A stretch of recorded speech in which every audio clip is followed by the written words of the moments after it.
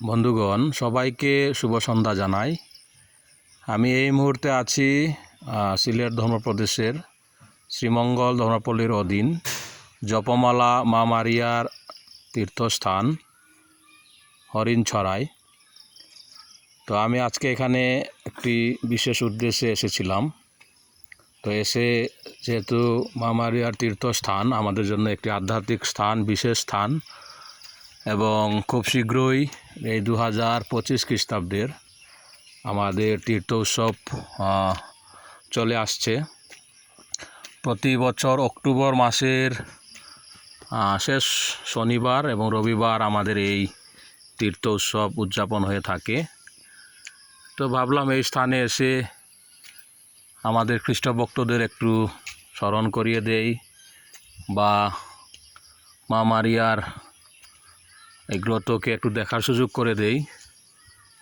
তো আমি এখন যে স্থানে আছি এটাই হচ্ছে আমাদের হরিণছড়া জপমালা মা মারিয়ার মূল তীর্থকেন্দ্র বা তীর্থস্থান। এই যে এটা হচ্ছে আমাদের মূল যে গ্রহ, আমি এখানে আছি এবং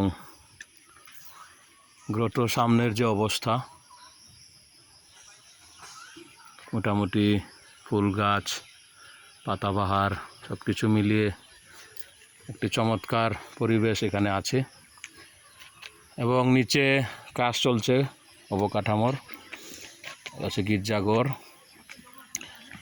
এখানে পাল পুরোহিত মহোদয়ের উদ্যোগে এখানে, যেহেতু এখানে প্রায় 6-7 হাজার খ্রিস্টভক্তের সমাগম হয়ে থাকে এবং এখানে এই যে মূল প্যান্ডেল, যে এখানে জায়গা হয় না, তাই এখানে গ্যালারি নির্মাণ হচ্ছে, অর্থাৎ যেন আরও খ্রিস্টভক্ত এখানে বসে খ্রিস্ট জাগে এবং তীর্থ উৎসবের বিভিন্ন কর্মসূচিতে অংশগ্রহণ করতে পারে।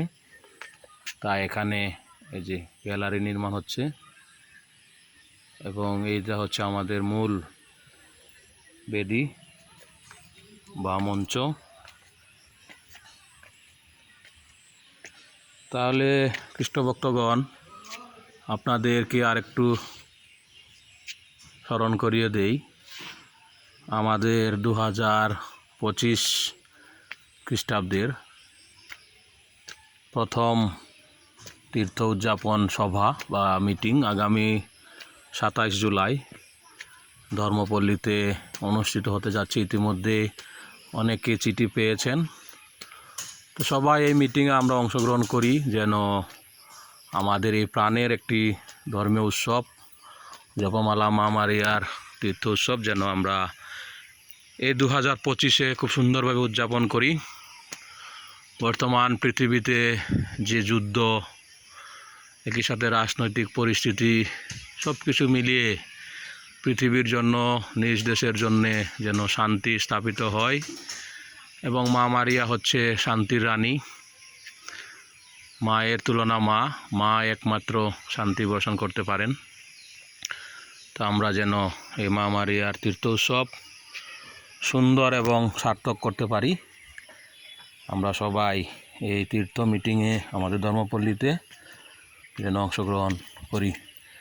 তো হরিণছড়া জপমালা রানী মা মারিয়ার তীর্থস্থান থেকে আপনাদের সবাইকে আবারও ধন্যবাদ জানিয়ে বিদায় নিচ্ছি। বন্ধুগণ, সবাই সুস্থ এবং ভালো থাকবেন। ধন্যবাদ।